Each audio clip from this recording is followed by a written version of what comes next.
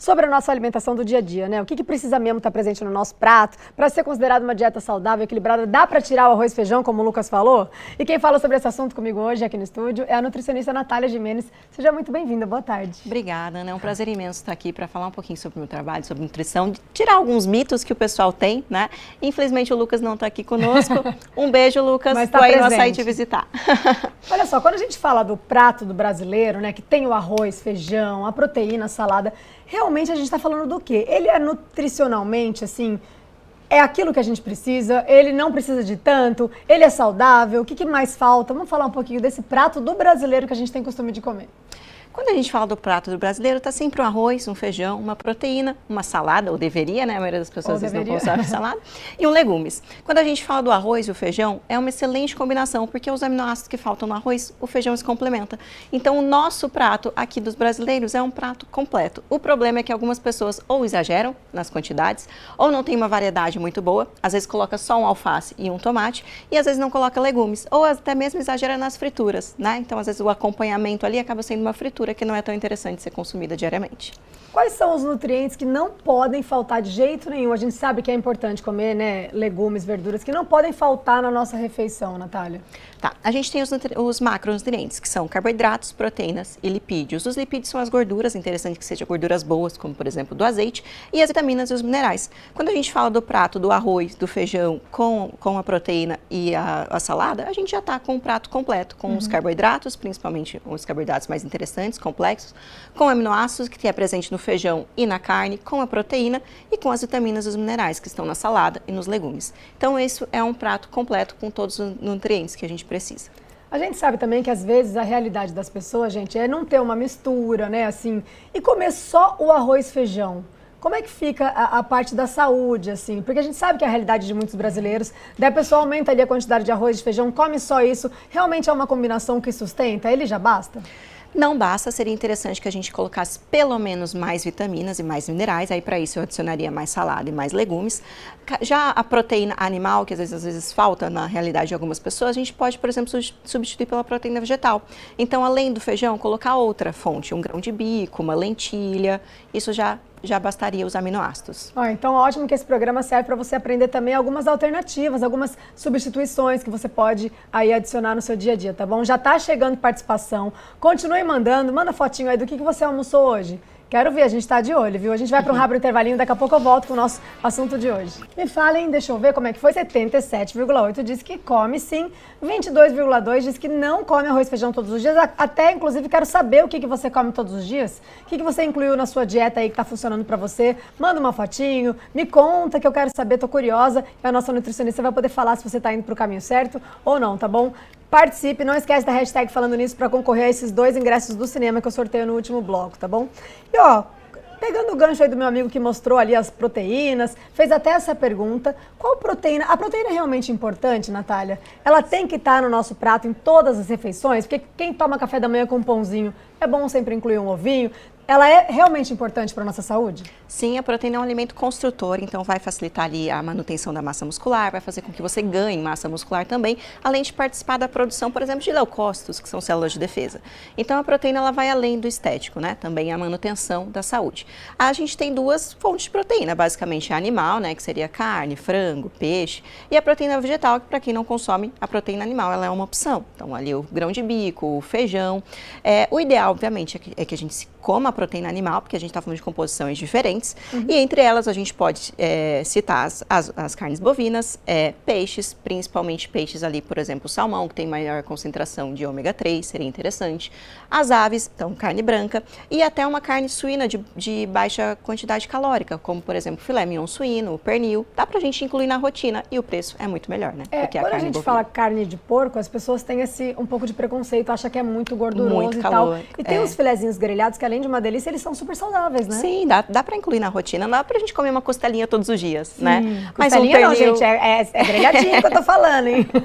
Mas um pernil, por exemplo, suíno é uma carne magra, a gente conseguiria incluir na nossa rotina e é acessível, né? E quando a gente fala de bater meta de proteína, tem um cálculo que a gente faz por peso, quanto que é o ideal de consumir de proteína por dia?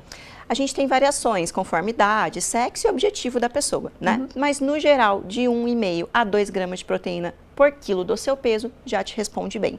Então, em torno de 20 a 25 gramas de proteína por refeição já está de excelente tamanho. Então, ótimas alternativas também para quem não consome a proteína animal é grão de bico. Grão de bico, lentilha, o próprio ovo. Só não pode pecar muito porque o ovo tem a gema, então acaba às vezes estourando a ingestão calórica, né? A gente pode, por exemplo, fazer um hambúrguer de lentilha, um hambúrguer de grão de bico, seriam opções legais. Tofu, se você gosta, eu particularmente não sou muito fã, mas alguns sem gracinho, né? Gostinho, mas aí é uma questão de gosto, viu, minha gente? Pode temperar com uma páprica, fica ótimo. Ah, isso que eu ia falar, o tempero muda tudo, viu, gente, na hora de cozinhar. Não que eu seja uma grande cozinheira, tá? Cozinho bem pouquinho, mas assim, o tempero realmente, até na salada mesmo, ele dá um outro tchan ali. Cuidado para não temperar demais também, porque eu sei que o azeite é bem calórico, né? O azeite é calórico, apesar de ser uma excelente gordura, fonte de gordura boa, é calorias. Não dá para pegar. Tô recebendo bastante participação de vocês. Vamos colocar uma na tela do Cláudio, que mandou pra gente. Cláudio Santos, de São José dos Campos. Boa tarde, meus queridos. Como a presença cada vez maior de alimentos ultraprocessados está transformando o tradicional prato do brasileiro, que antes era arroz, feijão e comida caseira. É verdade, né? A indústria também cada vez cria coisas e congelados. Vamos falar até sobre isso. Dá para incluir isso na nossa alimentação? É bom evitar? Como é que funciona? Excelente ponto do Cláudio. Inclusive agora, hoje em dia, não sei se vocês observam no supermercado, mas todo industrializado às vezes está adicionando proteína, é hiperproteico, é não sei o que proteína. Gente, vamos consumir a proteína ali in natura, né? Muito melhor. Mas o que o Cláudio observou é muito da realidade atualmente. Então a gente está deixando os alimentos básicos, né? Deixando de ir nas feiras para ir cada vez mais no supermercado como industrializados. E o que é ruim, né? Inclusive, por exemplo, se você for pegar, sei lá, seus avós, poxa, não existia quase nada industrializados na época. Então, obviamente, eles têm essa qualidade de vida muito melhor. Agora, a gente é industrializado o tempo todo, às vezes para a lancheira do filho é um industrializado. Exatamente. Não tem mais aquilo, vou fazer uma panquequinha aqui, vou fazer uma crepioca, vou levar um ovinho mexido com um pãozinho na lancheira do meu filho. Então, cada vez mais estão se colocando industrializado na rotina, o que não é nada interessante em excesso. Olha, recebi uma fotinho de prato, vamos colocar na tela? A Aliane Cristine, Cris, boa tarde, macarrão sem glúten. Qual a opinião da Nutri? Deixa essa fotinho aí que no próximo bloco a gente volta respondendo a sua perguntinha, tá bom? Sobre o glúten, inclusive, a gente pode falar, que é um assunto bem interessante também. Vamos ver a votação de vocês? Hashtag sim, 77,3 diz que sim, não mudou muita coisa, 22 diz que não. Aproveita já para mandar sua participação pra gente, que ainda dá tempo, tá? Com a hashtag falando nisso, você concorre a 2 ingressos pro cinema, que eu sorteio no próximo bloco. Eu tô aqui no estúdio com a nutricionista Natália Gimenez. Vamos mostrar a participação de vocês, que eu fiquei devendo no último bloco, certo? Vamos pôr na tela? A Vicky mandou boa tarde, Ana Flávia e Lucas. Adoro frutas, legumes e saladas, mas não consigo ficar sem meus docinhos. Como diz minha filha, tenho paladar infantil, que a filha, no caso, sou eu, tá? Esta senhora é minha mãe, que ela come bem, mas come mal ao mesmo tempo. Isso é equilíbrio, tem que evitar. E até uma dica para quem está assistindo a gente, para como evitar e parar de comer esses docinhos. Porque o açúcar vicia, né, Natália? Na verdade, a gente adapta aquele paladar, né? E o paladar é totalmente adaptável. Então, vou dar um exemplo do café com açúcar. Se você consome café com açúcar todos os dias, de uma hora para outra consumir o café amargo, você não vai conseguir. Mas você ensinar aquele paladar a diminuir essa ingestão de açúcar, em um dia você põe menos, no outro você põe menos, no outro você põe menos, até você zerar. Isso você vai acostumando seu paladar. A gente não nasce gostando de doce. Tanto é que a alimentação de um bebê nem pode açúcar. Eu tô com uma filhinha pequena em casa, só vou dar açúcar para ela depois dos 2 anos. Então, o interessante é que você desacostume esse paladar com um doce. Ao invés de sempre comer um chocolate ao leite, consuma um meio amargo, vai para os 70, vai para 80, até que o seu paladar não vai sentir tanta falta.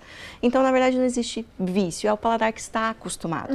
E o paladar é totalmente adaptável, gente. Então, se você hoje está tomando, por exemplo, café com açúcar todos os dias, comece tirando aos poucos, inclua alguns chás amargos. Você, quando coloca coisas amargas nas papilas gustativas, vai diminuindo essa necessidade do doce ao longo do tempo. Então, provavelmente a sua mãe está muito habituada a comer o doce todos os dias e ela já viciou o paladar dela naquele doce. Mas se ela começar a incluir os alimentos mais amargos ao longo do dia a dia, isso vai diminuindo essa necessidade, essa compulsividade vontade, pelo né? doce. É um exercício de adaptação, né? Vocês podem ver. Vamos chamar mais uma participação de vocês? A Verônica da Mata de Taubaté. Boa tarde. Ela não come todos os dias, não gosta de feijão, come uma vez por semana. Eu adoro feijão, inclusive eu prefiro até o feijão também do que o arroz. Tem gente, inclusive, Natália, que fala, vou tirar, não vou mais comer, porque daí eu vou emagrecer. Isso é um mito?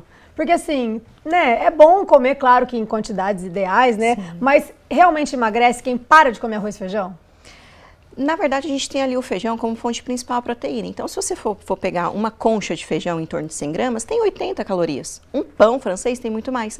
Então, o feijão ele não é o vilão da sua alimentação. Se for o caso dela que ela não gosta, tá tudo bem, não tem problema, existem outros alimentos. A gente tem uma variedade rica. Mas o feijão ele não é o vilão, não é por conta do feijão que você vai engordar. O arroz ele já é uma fonte de carboidrato e qualquer carboidrato em excesso vai te prejudicar, não necessariamente o arroz. Uma batata, um pão, um trigo, sei lá. Então, o problema é nas quantidades. A maioria das pessoas pecam a mão. Então, às vezes, consomem muito arroz, pouco feijão, pouca proteína e pouco salada. Então, não tem nenhum problema o caso dela que não gosta de feijão, tem outras opções, mas o arroz e o feijão dentro das quantidades para você não vai te engordar. Muito pelo contrário, é uma combinação perfeita de aminoácidos. Com arroz e feijão, você tem todo o aminograma completo que você necessita para uma refeição. Tirem esse medo também, né, do carboidrato. Por exemplo, em relação ao Exato. horário.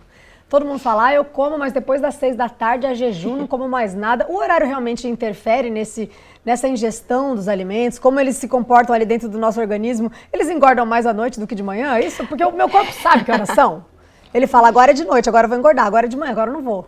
Em relação à caloria não vai mudar, mas a gente tem o que a gente rege o nosso organismo, que é o ciclo circadiano. Então, mais para a noite, seu corpo não está preparado para fazer uma digestão de um prato muito volumoso. Para não gastar tanta energia também, né, durante seu o corpo dia. está se preparando para dormir, ele está aumentando a produção de melatonina, diminuindo a produção de cortisol. Então, obviamente, no período noturno não tem nenhum problema você comer um prato de comida, mas não é para você comer um prato de feijoada. É para você comer menos arroz, menos feijão, menos proteína, talvez até mais legumes e salada. Então, a hora que você vai ingerir aquela refeição, não vai aumentar as calorias, mas talvez vai fazer diferença na sua digestão. Perfeito. Então, se você faz um prato muito volumoso próximo do horário de dormir, talvez você tenha azia e o sono seja de qualidade ruim. Perfeito. Vamos colocar só mais umas participações rapidinho, antes que eu encerre aqui esse assunto do nosso dia de hoje. Consigo, Sá? Colocar a participação do público. Fernanda Moreira, de São José dos Campos. Boa tarde, eu gosto mais de arroz, carne e verduras. Muito bem, tá certo, Fernanda. Obrigada pela sua participação. A Odete mandou boa tarde, sim, amo arroz e feijão. Pode faltar tudo, menos os dois. Eu também amo, viu? Se eu não como, eu sinto até falta, Odete. Maria de Guaratinguetá, como mais legumes, verduras e frutas. De vez em quando, um pouco de cada. Muito bem, Maria. Vamos ver mais um pouquinho? A Irani, alguns profissionais afirmam que proteínas podem ser ingeridas em quantidades maiores, outros dizem que precisa de mais controle. Qual a informação correta? Olha, gente, não vai dar tempo de responder tudo. Infelizmente, o nosso tempo acabou agora com a Natália, mas vocês podem entrar em contato com ela, tá bom? Nutricionista Natália Gimenez. Inclusive, quero agradecer a sua participação, as suas informações. É um prazer estar aqui. Muito obrigada, Ana. Prazer, Lucas, também te ver aqui. Qualquer coisa, eu estou aqui de novo.